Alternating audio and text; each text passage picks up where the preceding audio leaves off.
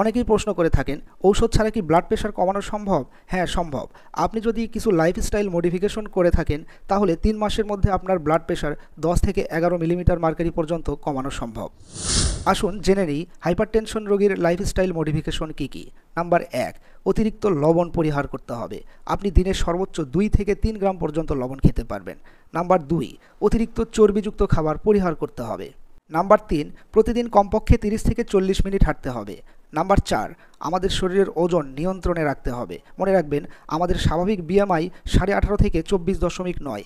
BMI যদি এর চেয়ে বেশি হয় তাহলে ওজন কমিয়ে এই রেঞ্জের মধ্যে রাখতে হবে। নাম্বার 5, ধূমপান এবং মদ্যপানের অভ্যাস থাকলে তা পরিহার করতে হবে। নাম্বার 6, পর্যাপ্ত পরিমাণ ঘুমাতে হবে। নাম্বার 7, মানসিক চাপমুক্ত থাকতে হবে। নাম্বার 8, রক্তের সুগার এবং কোলেস্টেরল নিয়ন্ত্রণে রাখতে হবে। মনে রাখবেন, এই লাইফস্টাইল মডিফিকেশনের সর্বোচ্চ 10 থেকে 11 মিলিমিটার মার্কারি পর্যন্ত প্রেশার কমানো সম্ভব। তাই কারো ব্লাড প্রেশার যদি 150/90 এর উপরে থাকে তাহলে তার লাইফস্টাইল মডিফিকেশন করেও স্বাভাবিক ব্লাড প্রেশারে নিয়ে আসা সম্ভব নয়। সেক্ষেত্রে একজন রেজিস্টার্ড চিকিৎসকের পরামর্শ অনুযায়ী ব্লাড প্রেশার নিয়ন্ত্রণে রাখার ঔষধ খেতে হবে। ভালো থাকুন, সুস্থ থাকুন, আল্লাহ হাফেজ।